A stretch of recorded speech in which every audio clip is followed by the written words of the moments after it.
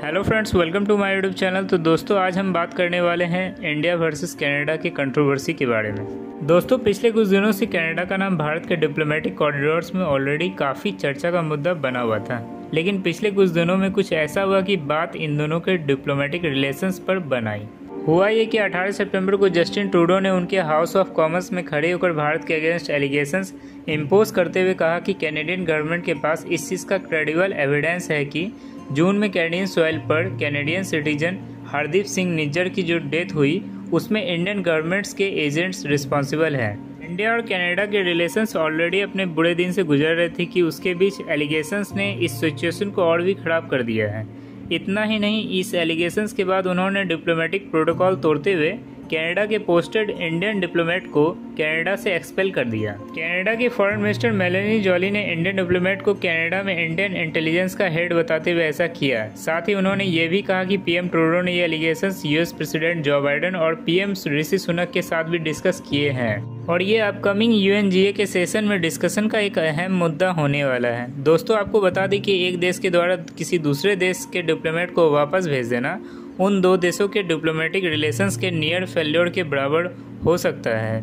इसलिए एक्सपर्ट्स द्वारा इसको इंडिया और कनाडा के रिलेशंस का सबसे बड़ा स्ट्रेन बताया जा रहा है। और यहाँ इंडियन ऑफिशियल्स ने कैनेडियन पीएम जस्टिन ट्रूडो के एलिगेशंस को एब्सर्ड बताया है।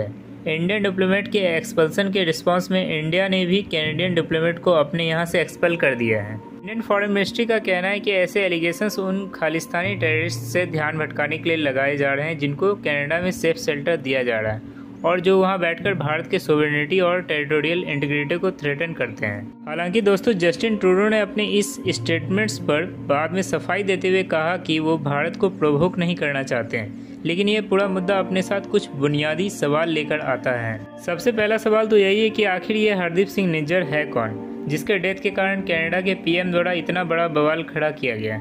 इसका भारत के साथ क्या कनेक्शंस हैं? क्या जस्टिन ट्रूडो की इनसे कोई खास सिंपैथी है? क्या इसका उनके पर्सनल पॉलिटिकल इंटरेस्ट या वोट बैंक पॉलिटिक्स से कोई लेना देना है, या वो अपने पॉलिटिकल ब्लंडर्स पर पर्दा डालने के लिए ऐसा कर रहे हैं? क्योंकि जस्टिन ट्रूडो ये ब्लंडर्स केवल अपने फॉरेन पॉलिसी नहीं बल्कि अपने डोमेस्टिक पॉलिसी में भी करते नजर आ रहे हैं, क्योंकि उनकी बहुत सी इकोनॉमिक और डिविजिबल सोशल पॉलिसीज कनाडा में इररिप्लेबल डैमेज कॉज कर रही है। ऐसा सिर्फ हम नहीं बल्कि कनाडा की फॉर्मर चीफ इकोनॉमिक एनालिस्ट एक रिपोर्ट में खुद क्लेम करते हैं, जिसके चलते जस्टिन ट्रूडो की डोमेस्टिक अप्रूवल रेटिंग्स भी बहुत समय से गिर रही है। और आखिर में ये पूरा मुद्दा क्या है, आज की इस वीडियो में हम आपके लिए इसी को डिकोड करने की कोशिश करेंगे। दोस्तों, आइए सबसे पहले शुरुआत करते हैं हरदीप सिंह निज्जर से। तो दोस्तों, हरदीप सिंह निज्जर का जन्म 1970 में भारत के पंजाब के जलंधर डिस्ट्रिक्ट में हुआ था। ये 1997 में कनाडा चले गए और वहाँ जाकर प्लम्बिंग का बिजनेस करने लगा, लेकिन प्लम्बिंग के बिजनेस से उसकी कुछ खास इनकम नहीं होती थी, जिसकी वजह से वो इनकम की एडिशनल सोर्सेस ढूंढने में लगा रहता था। साल 2000 में इसकी मुलाकात बब्बर खालसा इंटरनेशनल BKI नामक एक सिख सेपरेटिस्ट ग्रुप से हुई। यहीं से वो अपने लिए एक रेडिकल रूट चुना और एक खालिस्तानी लीडर के रूप में काम करना शुरू कर दिया। बब्बर खालसा इंटरनेशनल को इंडिया द्वारा एक टेररिस्ट ऑर्गेनाइजेशन डिक्लेयर किया गया है। भारत के मुताबिक इस टेररिस्ट ऑर्गेनाइजेशन को पाकिस्तान के स्पाई एजेंसी ISI द्वारा ऑपरेट किया जाता है। 2011 में इसने खालिस्तान टाइगर फोर्स को बब्बर खालसा इंटरनेशनल के एक ऑफशूट के रूप में इस्टेब्लिश किया और इसमें वो यूथ को टेररिस्ट एक्टिविटी के लिए ट्रेंड करने लगा, साथ ही हथियार के लिए फंडिंग भी रेज करने लगा। तब से इसकी वेल्थ बहुत तेजी से एक्सपेंड होने लगी। ये ग्रुप पतवंत सिंह पन्नू द्वारा हेडेड एक और band Khalistani group Sikh for justice के साथ भी ताल्लुक रखता था। इसी बीच वैंकूवर के सरे में गुरु नानक सिख गुरुद्वारा के हेड के रूप में इलेक्ट किया गया। इस साल 18 जून की शाम को इस गुरुद्वारा के सामने निज्जर को 2 मास्क गनमैन ने मल्टीपल गन शॉट से छल्ली कर दिया और वहीं ट्रक के अंदर उसकी डेथ हो गई। फॉर्मर पंजाब CM अमरिंदर सिंह का कहना है कि निज्जर के मर्डर में गुरुद्वारा के मैनेजमेंट के साथ उसकी कोई फैक्शनल फ्यूल का हाथ हो सकता है। खैर, आपको बता दें कि निज्जर भारत में काफी टाइम से वांटेड टेररिस्ट की लिस्ट में शामिल था। पंजाब में होने वाले टारगेट किलिंग्स, कम्युनल टेंशंस और अलगाववादी एक्टिविटीज में अक्सर इसका नाम पाया जाता था। 2016 में इंटरपोल द्वारा ये रिवील किया गया था कि निज्जर 2007 में पंजाब के एक सिनेमा की बॉम्बिंग का की कॉन्स्पिरेटर था। यह भारत की नेशनल इन्वेस्टिगेशन एजेंसी की मोस्ट वांटेड लिस्ट में भी शामिल था। फरवरी 2018 में पंजाब के सीएम अमरिंदर सिंह ने कैनेडियन पीएम जस्टिन ट्रूडो को उनकी 2018 की स्टेट विजिट्स के दौरान 9 वांटेड लोगों की लिस्ट सौंपी थी। इसमें से एक नाम निज्जर का भी था। सिख फॉर जस्टिस और बाकी सिमिलर आउटपुट्स के साथ मिलकर ये पंजाब रेफरेंडम 2020 फॉर खालिस्तान नामक एक कॉन्क्रीट कैंपेन शुरू करने में भी दोषी पाया गया। जुलाई 2020 में इंडियन होम मिनिस्ट्री ने अनलॉफुल एक्टिविटीज प्रिवेंशन एक्ट के तहत निज्जर को इंडिविजुअल टेररिस्ट डिक्लेयर किया था।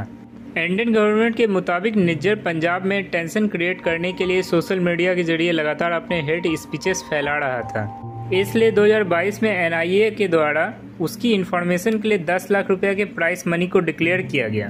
भारत ने कनाडा की सरकार से कई बार ऐसे खालिस्तानी इंसर्जेंट के खिलाफ स्ट्रिक्ट एक्शन लेने की रिक्वेस्ट की, लेकिन कैनेडियन गवर्नमेंट ने इस रिक्वेस्ट को इम्पोर्टेंस नहीं दी, जिसके कारण आज दोनों देशों के रिलेशंस काफी नाजुक स्टेज पर पहुंच चुके हैं। G20 के रिसेंट समिट में भी इंडियन पीएम नरेंद्र मोदी ने कैनेडियन पीएम जस्टिन ट्रूडो के साथ इन कंसर्न्स को रेज किया।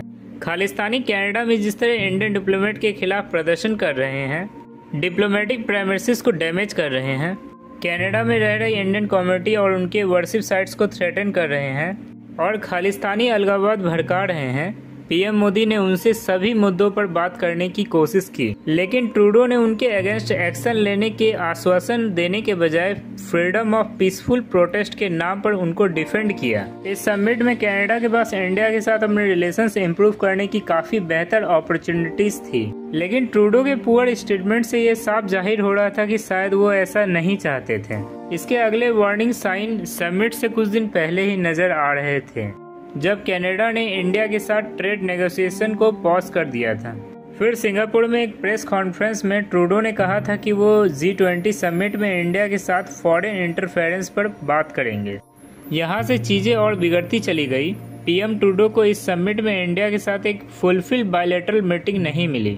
इसके अलावा उन्होंने G20 का ग्रैंड डिनर अटेंड नहीं किया, बायोफ्यूल्स अलायंस के लॉन्च पर मौजूद नहीं रहे और यहाँ तक कि जब उनका प्लेन एक टेक्निकल लैग के चलते शेड्यूल पर टेक ऑफ नहीं कर सका तो भारत द्वारा ऑफर्ड असिस्टेंस लेने की बजाय उन्होंने 2 दिन भारत में ही वेट किया। इसको मीडिया में उनके मेजर ह्यूमिलेशन के रूप में डिस्प्ले किया गया, लेकिन सही मायनों में ये सभी जेस्चर्स उनकी भारत के लिए बीटर फीलिंग्स का प्रमाण दे रहे थे। दोस्तों, यहाँ आगे बढ़ने से पहले आपको इतिहास के एक सिमिलर केस से रूबरू करवाते हैं।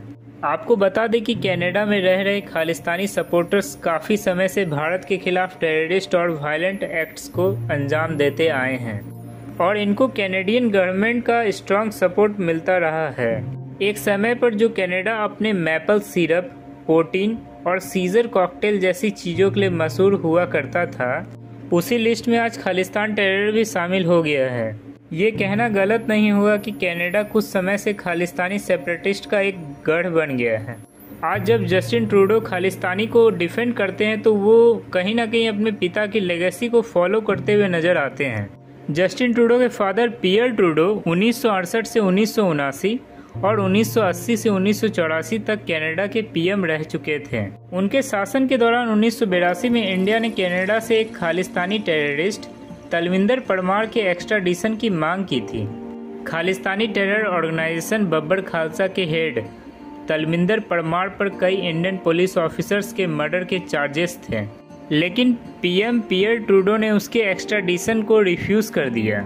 उनका कहना था कि इंडिया के ऊपर कॉमनवेल्थ कंट्रीज के एक्स्ट्राडिशन प्रोटोकॉल्स लागू नहीं होंगे। ऐसा इसलिए क्योंकि इंडिया इंग्लैंड के मोनार्क को अपने हेड ऑफ स्टेट के रूप में नहीं, केवल हेड ऑफ कॉमनवेल्थ के रूप में रिकॉग्नाइज करता है।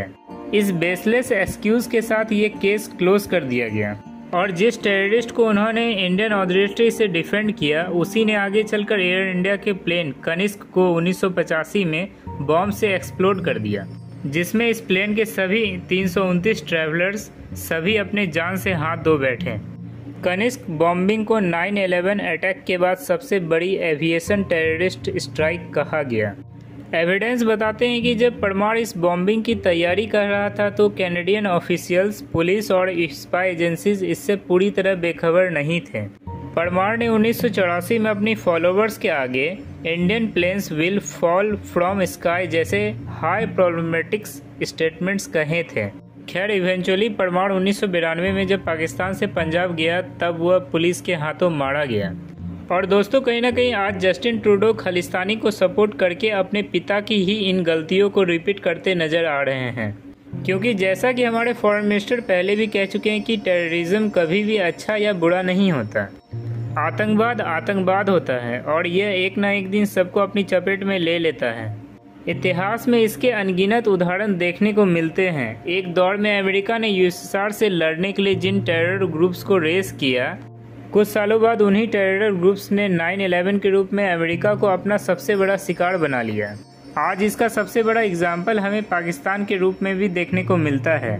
खैर दोस्तों, जो लोग नहीं जानते हैं उनको बता दें कि ये पूरा मुद्दा खालिस्तान नामक देश के सैस्मिक डिमांड से जुड़ा है। दिसंबर 1929 में आईएनएससी के लाहौर सेशन में इस डिमांड को पहली बार रेस किया गया। शिरोमणि अकाली दल के master Tara Singh north west India के पोर्शन को सिख के लिए एक अलग देश बनाना चाहते थे। 1940 में खालिस्तान नाम का पहली बार जिक्र किया गया जब मुस्लिम लीग की तरह सिख लीडर डॉक्टर वीर सिंह भाटी सिख के लिए सिमिलर डिमांड रखी। इस प्रपोज्ड खालिस्तान को पाकिस्तान और भारत के बीच एक बफर स्टेट के रूप में इमेजिन किया जा रहा था, जिसमें इंडिया और पाकिस्तान के सिख मेजोरिटेरियन पाकिस्तान स्टेट के अलावा करंट हिमाचल प्रदेश स्टेट के कुछ हिली रीजन भी शामिल थे। लेकिन तब रिलीजन के बेसिस पर इस डिवीजन के डिमांड को डोमिनेट कांग्रेस लीडर्स ने नकार दिया।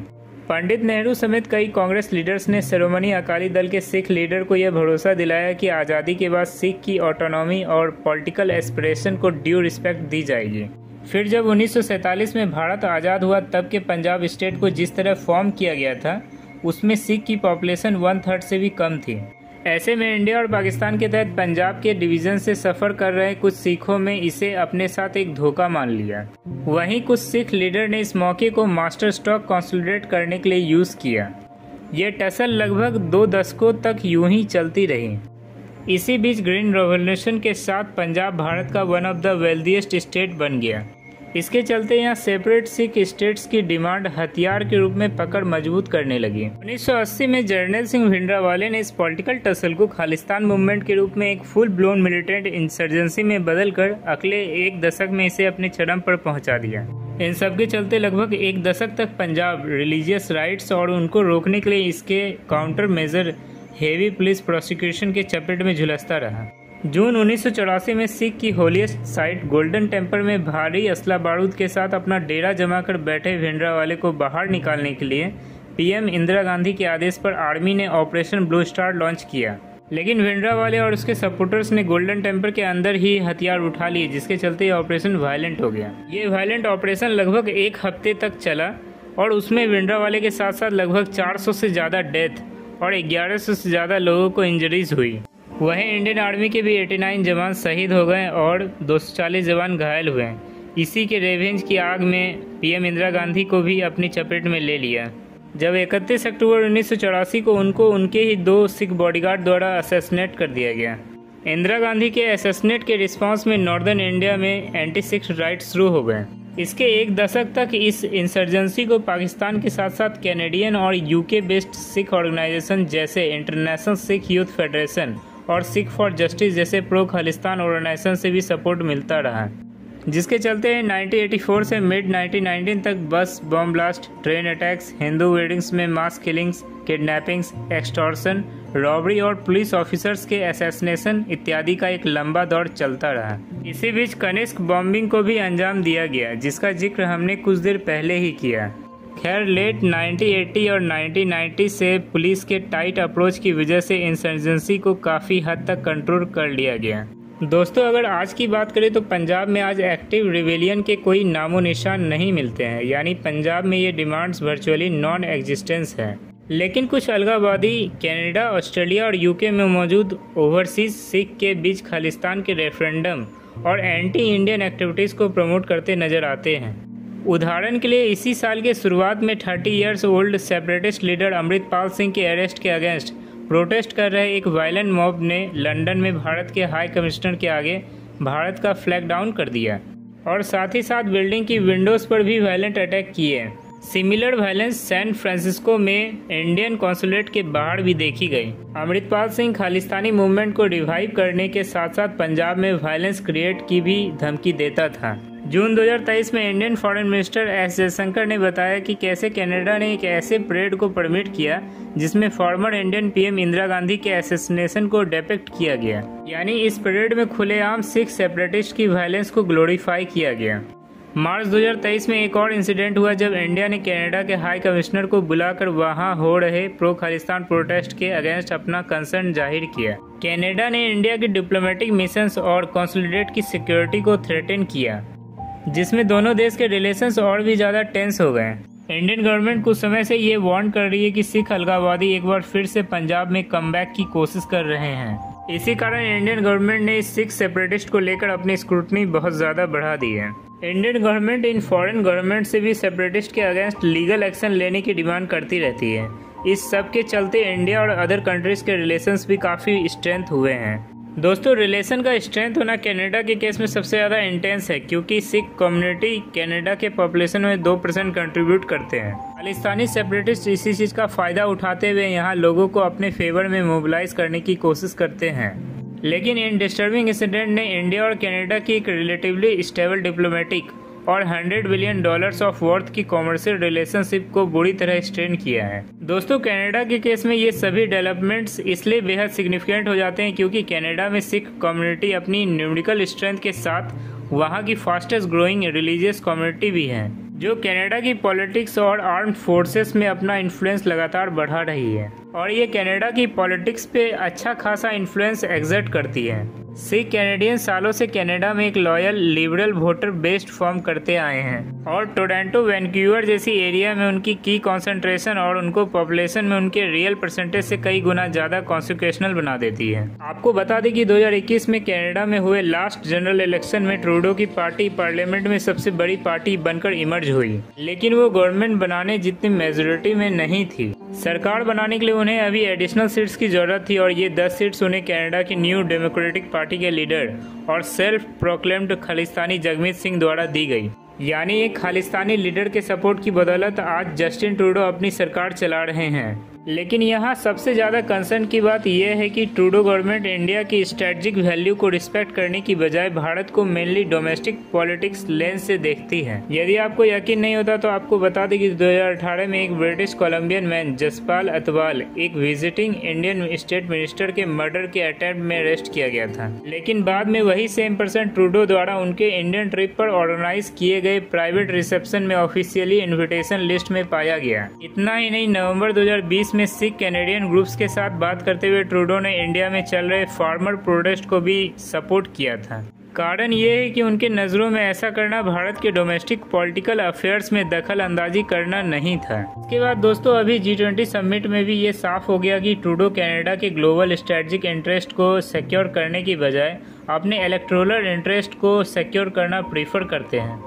पेट्टी वोट बैंक पॉलिटिक्स के साथ साथ उनके ऐसे बिहेवियर का एक बड़ा कारण उनकी इंटरनल डोमेस्टिक क्राइसिस भी हो सकती है। आपको बता दें कि organisation for economic cooperation and development की एक रिपोर्ट ने ये क्लेम किया है कि यदि कनाडा गवर्नमेंट ने इकोनॉमिक ग्रोथ को लेकर अपना रुख साफ नहीं किया तो 2020 से 2060 के बीच कनाडा की per capita GDP growth OECD के 29 मेंबर नेशंस में सबसे बॉटम पर पहुंच जाएगी। ऐसे में ये कहना गलत नहीं होगा कि इस असल मुद्दे से ध्यान भटकाने के लिए ट्रूडो भारत पर एलिगेशंस लगा रहे हैं और अपने इस ब्लंडर से उन्होंने कनाडा की एक बेहद इंपॉर्टेंट बायलैटरल रिलेशनशिप को बुरी तरह मिसहैंडल किया, क्योंकि किसी भी देश के पीएम द्वारा बिना किसी ठोस एविडेंस की ऐसी स्टेटमेंट्स रिलीज करना एक हाईली इररिस्पॉन्सिबल स्टेप है, क्योंकि इसमें कोई दौराय नहीं है कि ट्रूडो एडमिनिस्ट्रेशन ने कनाडा में एंटी इंडिया फोर्सेस को फ्री हैंड दे रखा है, इसलिए वो वहाँ इंडियन इंटरेस्ट के अगेंस्ट हो रही वायलेंस पर कोई एक्शन नहीं लेते और भारत पर ऐसे इल्जाम लगाकर वो उल्टा अपनी इन गलतियों को मास्क करना चाहते हैं। खैर, आपको बता दें कि कनाडा के इस ब्लंडर में उसके एलाइज ने उसका साथ नहीं दिया है। हालांकि US, ऑस्ट्रेलिया और UK ने इस मुद्दे पर अपने कंसर्न जाहिर किए हैं। इस कंट्रीज में हमें एक स्ट्रॉन्ग इंडियन डायस्पोरा देखने को मिलती ही है, बल्कि साथ ही साथ ये सब फाइव आइज नामक एक इंटेलिजेंस अलायंस का भी हिस्सा है। वाशिंगटन पोस्ट के मुताबिक फाइव आइज के कुछ कंट्रीज ने इस मुद्दे पर ट्रूडो की ज्वाइंट स्टेटमेंट की रिक्वेस्ट को रिफ्यूज किया है। क्योंकि यूएस, यूके और ऑस्ट्रेलिया तीनों ही ग्लोबल पॉलिटिक्स और स्पेशली इंडियन ओशन में इंडिया की स्ट्रेटेजिक वैल्यूज से बेखबर नहीं हैं और शायद इसीलिए वो कनाडा जैसा ब्लंडर कमेंट नहीं करना चाहते हैं। यहाँ आपको बता दें कि कनाडा में इंडियन ओरिजिन के 1.2 मिलियन रेसिडेंट्स रहते हैं। पिछले 2 दशकों में कनाडा के सिख पॉपुलेशन में 2 गुना बढ़ोतरी हुई है और वहीं दूसरी ओर कैनेडियन यूनिवर्सिटीज इंडियन स्टूडेंट के लिए एक मेजर डेस्टिनेशन है। 2022 में कैनेडियन यूनिवर्सिटीज में 3,20,000 इंडियन स्टूडेंट्स पढ़ रहे थे। इंडियन स्टूडेंट्स कनाडा में मौजूद टोटल इंटरनेशनल स्टूडेंट्स का 40% बल्क फॉर्म करते हैं, जिन्होंने 2021 में कैनेडियन इकोनॉमी में $4.9 बिलियन कंट्रीब्यूट किए हैं। कहने का मतलब ये है कि प्रेजेंट डे ग्लोबलाइज्ड वर्ल्ड में जब किन्हीं 2 कंट्रीज के रिलेशंस किसी भी कारण हैम्पर होते हैं तो उसका असर दोनों ही देशों पर पड़ता है और रसिया यूक्रेन वॉर ने इस चीज को सबसे बेहतर तरीके से शो किया है। ऐसे में कनाडा जैसे कंट्रीज को चाहिए कि वो इंटरनेशनल लॉ को ऑबे करते हुए कॉन्फ्लिक्ट के नए एवेन्यूज को खोलने के बजाय पीस के ऑप्शंस को ज्यादा से ज्यादा एक्सप्लोर करें, ना कि अपनी इंटरनल पॉलिटिक्स और पेटी वोट बैंक के चक्कर में अपने रिलेशंस भारत जैसे एक मेजर कंट्री के साथ डिस्टर्ब करें। तो दोस्तों, कैसा लगा ये इन्फॉर्मेशन नीचे कमेंट सेक्शन में जरूर बताएं और इसी तरह के केस स्टडीज से रिलेटेड वीडियो को देखने के लिए हमारे चैनल को लाइक करें और जो सब्सक्राइब नहीं किए वो सब्सक्राइब करें और फैमिली एंड फ्रेंड्स के साथ शेयर करें। तब तक के लिए गुड बाय।